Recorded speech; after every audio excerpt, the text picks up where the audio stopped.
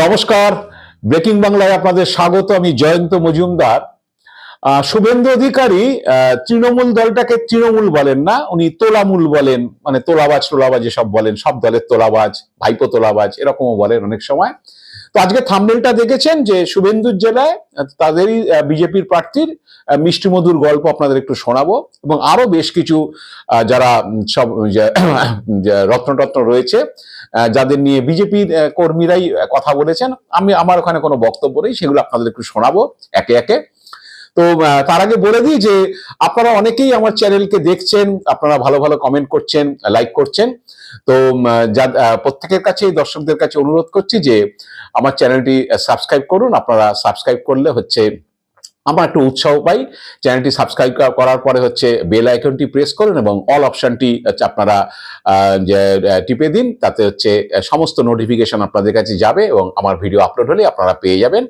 তো আজকে আসি যে শুভেন্দু অধিকারী কথায় কথায় তৃণমূল দলকে তোলামূল এবং হচ্ছে তৃণমূলের লোকজন সব হচ্ছে তোলাবাজ, ভাইপো তোলাবাজ, পিসি তোলাবাজ, অনেক কিছু বলেন টলেন।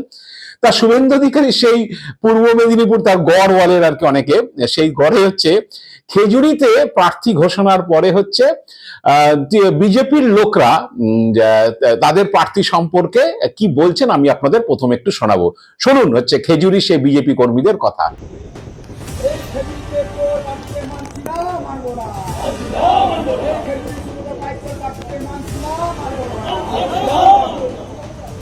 মূলত আমাদের এই বিক্ষোভ কর্মসূচি আপনারা যেটা দেখছেন, আমাদের এই খেজুরি বিধানসভা এসি 4 শুধু নয়, 215 নম্বর বিধানসভার প্রথমে যখন আমাদের বিধানসভার প্রার্থী তালিকা ঘোষণা হয় 144 জন, তার মধ্যে আমরা আমাদের এই খেজুরি বিধানসভার কোনো ক্যান্ডিডেটের নাম প্রার্থীর তালিকায় আমরা পাইনি বা নাম ঘোষণা হয়নি। পরে যদি নাম ঘোষণা হয় সেদিন থেকেই খেজুরিবাসীর মনে যে পাহাড় প্রমাণ যে দুর্নীতি পাইকের নাম, যেটা কেউ আমরা মেনে নিতে পারছি না।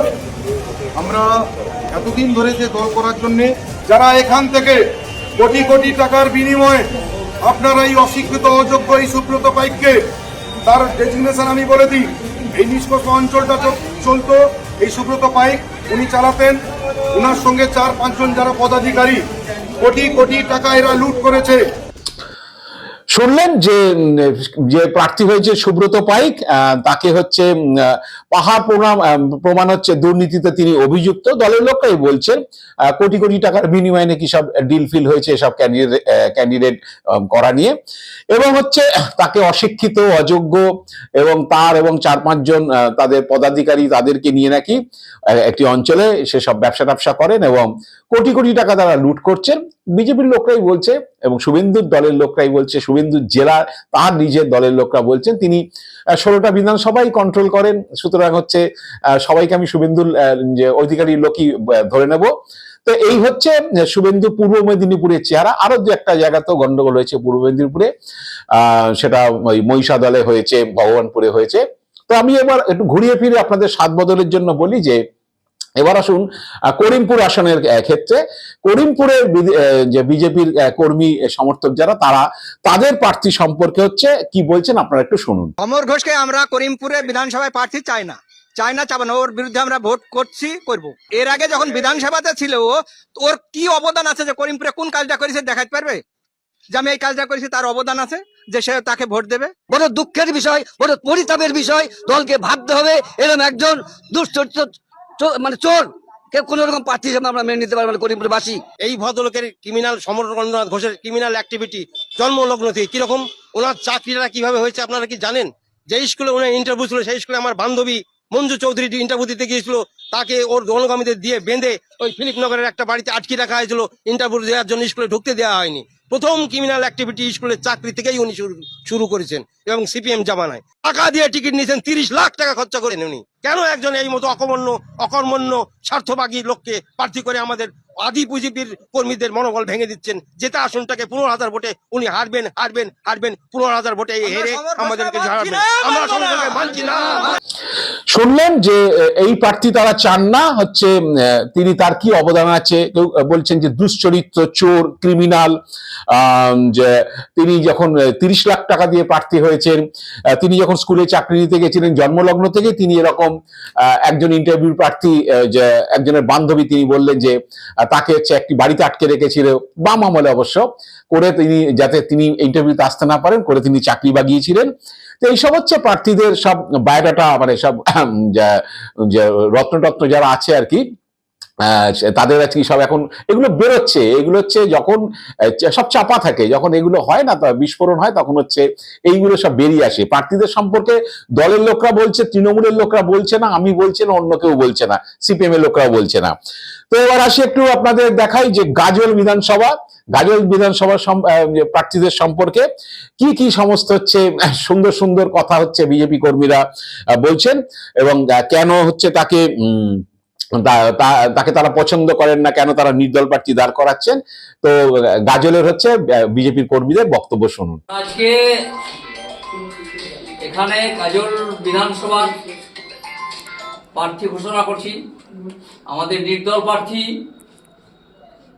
যেহেতু আমরা আমাদের পছন্দের প্রার্থী এখানে পাইনি, চিন্ময় দেব বর্মনকে প্রার্থী করেছে। আমরা প্রথমেই বলেছিলাম যে আমরা চিন্ময়কে পছন্দ করি না, ও 5 বছর ধরে কোনো কাজ করেনি, দুর্নীতির সঙ্গে যুক্ত, স্বজন পোষণ, তোলাবাজের বিরুদ্ধে আমরা আজকে নির্দল প্রার্থী দাঁড় করালাম এই কৃষ্ণচন্দ্র বর্মনকে। আর এই আজকে ঘোষণার মধ্য দিয়ে আমরা তার বরণ করে নেব এবং সংগ্রাম শুরু করে দিলাম। আমরা এই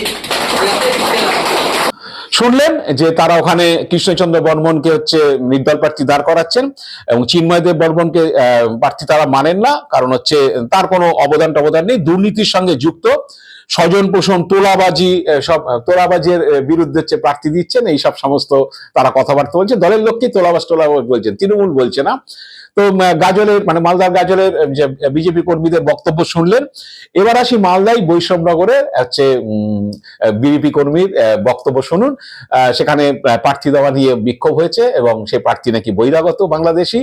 তো সেটা নিয়ে যে আমি জানি না ওনাকে আবার রোহিঙ্গা স্ট্যাম্প মেরে দিয়েছেন কিনা, কারণ শুভেন্দু অধিকারী তো বাংলাদেশি অনুপ্রবেশকারী রোহিঙ্গা সব গুলিয়ে দেন, যে সবকিছুতে তিনি রোহিঙ্গা দেখেন।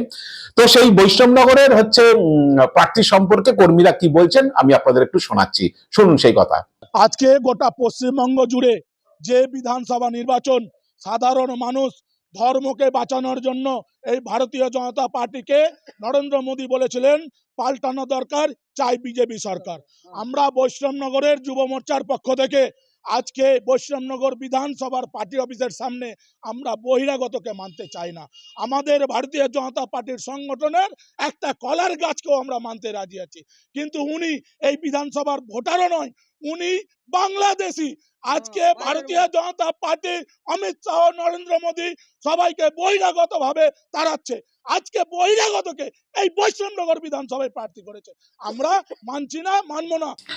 শুনলেন যে প্রার্থী হচ্ছেন বাংলাদেশি এবং হচ্ছে বহিরাগত, যে তাকে আমরা মেনে নেব না, এবং বললেন যে নরেন্দ্র মোদী সব অনুপ্রবেশকারীদের দেশ থেকে তাড়াতে চাইছেন, সেই অনুপ্রবেশকারী বাংলাদেশিকে এখানে প্রার্থী করা হয়েছে। তো এই হলো মোটামুটি দলের অবস্থা। আমি জানি না যে এরপরে শুভেন্দু অধিকারী বিরোধী দলগুলোর সম্পর্কে, অন্তত আমি বলবো শাসক তৃণমূলের সম্পর্কে, এইসব তোলাবাজ, বহিরাগত, অনুপ্রবেশকারীদের ভোটার লিস্টের নাম ঢোকাচ্ছে তৃণমূল, এইসব বলবেন কিনা আপনাদের দলের লোকরা। বিশেষ করে আপনার পূর্ব মেদিনীপুরের যে খেজুরি, আপনার গড়, আপনার ভাইয়ের হচ্ছে লোকসভা কেন্দ্রের অন্তর্গত বিধানসভা, তো সেখানে প্রার্থীকে এরকম ভাবে তোলাবাজ, কোটি কোটি টাকা তারা লুট করেছে কয়েকজন পদাধিকারী মিলিয়ে, এইসব ধরনের সব বাক্য মানে আছে তারা জর্জরিত করেছে। তো সুন্দর সুন্দর কথা, মিষ্টিমধুর যে গল্প তারা বলে দিয়েছে প্রার্থীদের সম্পর্কে। কোথাও আবার বলছে দুশ্চরিত্র, চোর, ক্রিমিনাল, চাকরি নেওয়ার সময় তারা হচ্ছে এসব করেছে, লোককে আটকে রেখেছে, এইসব হয়েছে। আমি এরপরে শুভেন্দু অধিকারী কি বলবেন, মিটিং এ জনসভা তো শুরু হয়ে যাচ্ছে, মোটামুটি তিনি নির্বাচনী প্রচার শুরু করেই দিয়েছেন। দিয়েছেন, বিজেপির অন্য নেতারাও নির্বাচনী প্রচার শুরু করে দিয়েছেন। তো সেই নির্বাচনী প্রচারে যে নিশ্চিতভাবে সেই ক্যাসেটগুলো বাজবে, তৃণমূল মানেই চোর, তৃণমূল মানেই দুর্নীতিগ্রস্ত, তৃণমূল মানেই অমুক। আমি বলছি যে তৃণমূলে চোর চিটিংবাজ থাকতে পারে, আমি কোনো রাজনৈতিক দলে যে কোনো দলে দুর্নীতিগ্রস্ত লোক থাকতে পারে, সে পার্টির বিষয়। তো আমি যেটা বলতে চাইছি, যখন কোনো রাজনৈতিক দল আরেকটা রাজনৈতিক দলকে আক্রমণ করবে, তোলাবাজ বলে আক্রমণ করবে, চোর চিটিংবাজ বলে আক্রমণ করবে, তখন আমার যে রত্ন ভান্ডার, যে আমার রত্ন ভান্ডারও কত রত্ন জমা আছে সেটাও দিতে তাদের একটু অবগতি থাকা দরকার, বা তারা জানা দরকার যে আমার রত্ন ভান্ডারে কি কি আছে। সেসব রত্ন ভান্ডারকে তো আর চট করে ঝাঁপি খুলে দেওয়া যায় না। যখন এইরকম পরিস্থিতি হয়, যখন এরকম টিকিট আমি আগের দিনের ভিডিওতেও বলেছি যে যখন এসব টিকিট প্রত্যাশী অমুক লোক পেয়ে গেল, আমার লোক পেল না, আমার লোক না পেলে কি হবে, সবই টাকা পয়সার ব্যাপার। অমুক লোক টাকা দিয়ে টিকিট নিয়ে বেরিয়ে গেছে, তার মানে এবার ভোটে টাকা আসবে, সে টাকাটা সে আগে কবজা করে তার অনুগামীদের মধ্যে সে টাকা বিলি হবে, আমি পাবো না। এই লড়াই থেকেই তো এগুলো বেরিয়ে আসে। এগুলো মানে একটা প্রার্থী সম্পর্কে, প্রার্থী ঘোষণা করেছে দিল্লি থেকে, রাজ্য থেকে নাম গেছে, ঘোষণা অনেক স্ক্রিনিং টিনিং হয়ে একেবারে নরেন্দ্র মোদী, অমিত শাহ উপস্থিতিতে প্রার্থী তালিকা ঠিক হয়েছে। হওয়ার পরে হচ্ছে সেটা ঘোষণা হয়েছে, ঘোষণা হওয়ার পর সেই প্রার্থী সম্পর্কে দলের একাংশ যারা বিক্ষুব্ধ, সেই প্রার্থীকে পছন্দ করেন না, তারা এইসব ধরনের মধুর ভাষণ দিচ্ছেন, ওপেন হচ্ছে বিভিন্ন মিডিয়ার সামনে, চ্যানেলের সামনে। তো এইসব রত্ন ভান্ডারে যেসব রত্ন আরো নিশ্চিতভাবেই আছে, যে সব জায়গাতেই আছে, আমি কয়েকটা জাস্ট এক্সাম্পল হিসেবে আপনাদের আজকে ভিডিওতে তুলে ধরলাম। তো এইসব রত্ন ভান্ডারে এত রত্ন যখন শুভেন্দুর ভান্ডারে রয়েছে, শুভেন্দু নিশ্চয়ই মঞ্চে দাঁড়িয়ে কিছু বলার আগে একটা ভাবা উচিত যে আমার দলেও আছে। শুভেন্দুকে তো নতুন করে বলার কিছু নেই, কারণ তার বিরুদ্ধেই তো নারদায় টাকা নেওয়ার অভিযোগ রয়েছে, নারদা স্টিং অপারেশনে। তো তিনি আর বলবেনটা কি, বলার মুখ বন্ধ হয়ে গেছে। কারণ হচ্ছে তৃণমূল বারেই বলে যে শুভেন্দু অধিকারী বিজেপিতে গেছে হচ্ছে গ্রেপ্তারি হওয়ার থেকে বাঁচার জন্য, সিবিআই এফআইআর এর নাম রয়েছে, সুতরাং তার ভয় আছে। সেই মামলাতে 4-5 জন গ্রেপ্তার হয়েছে, মন্ত্রী গ্রেপ্তার হয়েছে, বিধায়ক গ্রেপ্তার হয়েছে।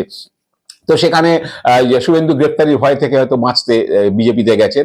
তো তারপরেও শুভেন্দু চোরের মায় বড় গলা বলে না, শুভেন্দু চিৎকার করে যান তোলাবাজ অমুক তমুক, নিজে টাকা নিচ্ছেন কাগজে মুড়িয়ে, ছবি রাষ্ট্র হয়ে গেছে। আবার নিজে বলেওছেন, শুভেন্দু অধিকারী নিজেও বলেছেন যে একমাত্র প্রমাণিত অভিযোগ হচ্ছে নারদা স্টিং অপারেশন, এছাড়া আমার বিরুদ্ধে কোনো প্রমাণিত অভিযোগ নেই। মানে নারদা স্টিং অপারেশনটাকে তিনি মান্যতা দিচ্ছেন যে হ্যাঁ ওখানে টাকা নিতে তাকে দেখা গেছে। তো যাই হোক, এরপরে তার লজ্জা থাকলে হয়তো আর মিটিং এ সব বলবেন না, কারণ তাদের রত্নগুলো সম্পর্কে, যাদেরকে প্রার্থী করেছেন তাদের সম্পর্কে কর্মীরা যে অ্যাসেসমেন্ট করেছে, সেই অ্যাসেসমেন্টটা যদি শুভেন্দুর মাথায় থাকে, তারপর বলার আগে একটু 5 বার ভাবা উচিত। আর লোকে বলবে যে নির্লজ্জ বেহায়া, তোমার দলের লোকেরাই হচ্ছে চোর, চিটিংবাজ, তোলাবাজ, দুর্নীতিগ্রস্ত, ক্রিমিনাল এসব বলছে, আবার তুমি মঞ্চে দাঁড়িয়ে অপোনেন্ট পার্টিকে, অন্য পার্টিকে আক্রমণ করছো তোলাবাজ বলে। যাই না, এখন হচ্ছে সেটা ওর বিচার, উনি কি করবেন না করবেন। আজ এ পর্যন্তই। আপনারা ভালো থাকবেন, সুস্থ থাকবেন, নমস্কার।